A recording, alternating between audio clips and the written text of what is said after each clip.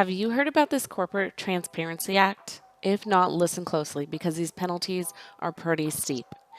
It's going to be $500 a day and jail time if you do not comply. Hi, I'm Candace Kastner from Bobian Business Services. Starting January 1st, 2024, your company is going to be required to report who owns or controls it. This report is called the BOI. That stands for the Beneficial Ownership Informational Return. That's going to be reported to FinCEN. Who the heck is FinCEN, right? So let me go over that. FinCEN is the Financial Crimes Enforcement Network. They're part of the U.S. Department of Treasury, and they are in charge of protecting us from U.S. financial fraud and abuse by criminals and corporate officials. This can include money laundering, tax evasion, fraud, drug trafficking, people hiding behind entities, and many other crimes. So I'm going to go over who has to file. That's going to be most of the U.S. entities. That could include LLCs, S corporations, C corporations, LLCs, LPs, the list goes on. Please pay attention. If you have multiple businesses, you must file for each business. That's right. So if you have 5 rental properties and 5 different LLCs, that means you have to file for each one of those LLCs. And another example would be if you have an LLC that is owned by an S Corp, you're going to have to get that S Corp one filed first, and then you'll get your LLC filed after that. This act will require anyone with financial control or substantial control will have to file, and that also includes anyone with 25% ownership or more. So let's kind of go over that a little bit more. Say that you only own 5% of a business, but you do have financial control, you will still have to file as one of the owners. And if same thing, maybe your grandma only owns 5% as the company as well, and she manages it, so she will also have to file. It's just going to be one filing, but each person will have to be listed. Another person that will be required to file is if you have an employee filling out these forms for you, that employee is also going to have to give all of their information. What information is going to be required by each one of these owners is going to be their legal name, their home street address that is a residential property. That does not include your P.O. box or mailing addresses that you might use like that's to an office. It is going to have to be your residential property. It's also going to be your social security number, date of birth, and then your business address as well. That will also apply to that employee filling out that form. So that's why we want to be very careful on who's doing everything. There are some exemptions, so I want to go over that. That's about 3 different items I have on this list. So most of them are not going to apply to us, but if you have 20 or more active employees working for you and that are on actual payroll, that's being reported on 941. That's not going to be your subcontractors. That's only going to be actual employees that are hired by you and on your payroll. So if you have 20 or more, then you are exempt from this. Also, if you have $5 million of gross revenue or more, you are exempt as well. I just want to explain that though, because if you have $5 million in equity or more, that is not the same as gross revenue.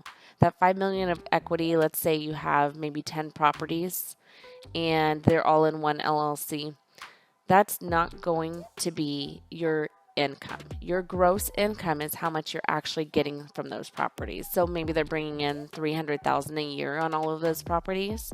That's your gross income.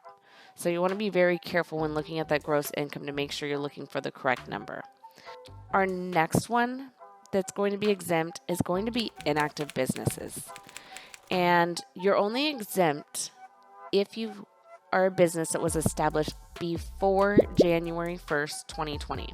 That's when this act originally came out, and it's finally going into a law on January 1st, 2024. We'll go into more detail on that in a few. But you want to make sure that Even if your business was started before then, just go ahead and shut it down. If it's inactive, shut it down. You want to shut that business down before FinCEN contacts you. You don't want to have to deal with going back and forth with them. It's pretty easy to get it shut down. We'll put in a link below. That way you can set up a meeting with us and we'll get you started with that. You want to make sure to close that entity before the end of this year though. Any entity or business that you start must file a tax return no matter what the income is. Even if you have had $0 of income and no expenses, or maybe you had $0 of income and a few expenses this year, it's all the same. You still must file a tax return every year.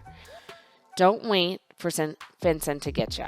The cost to close down your entity is $200 plus state fees. It's not very much. Just get it shut down properly so that you don't have to deal with FinCEN.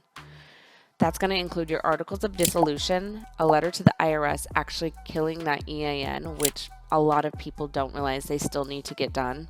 And then you're also going to need to shut down all of your bank accounts that were registered with that EIN. People, the IRS, the state, and the banks, they're all going to be sharing this information. You want to make sure to get all of your entities cleaned up and file that FinCEN report on time. For new businesses, if you start a business after January 1st of 2024, you are going to have to register within 30 days. There are some talks that could change to 90 days, but for now we're going to stick with that 30 days. If your business was registered before January 1st, 2024, you actually have until the end of 2024 to get that filed. So it must be filed by the end of 2024. There's a link below. If you're a current client or you want to be a client, there's an option where you can choose that and we will do the hand holding for you. We'll get all that paperwork done and we'll send it over to our legal team that will actually get that filed for you. That cost is $299 plus any state fees. If you know what you're doing, you've got all your paperwork in order and don't need our assistance, no problem. We'll just get you set up with our legal team, and that cost is going to be $199 plus the state fees. And these are all per year. If you need to close down your entity, again, please click that link below. That is only $200 plus any state fees to get that company closed down. And you're going to want to close down each entity. It is our busiest time of the year with it being tax planning season. We want to make sure to get everyone's tax planning done before the end of the year so that they can write off as much as they can in taxes. If you haven't gotten with your enrolled agent or your registered preparer, please do so now. Make sure to book those appointments and get those tax plannings done before year ends. If you don't have a current preparer, we do still have some spots available on our calendar as well. Please make sure to talk to Carla and ask her about getting on that calendar for tax planning before year end. I'm Candace Kastner from Bobby & Business Services, trying to save you in taxes. Make sure to follow so that you can stay informed on great tax strategies for the year end.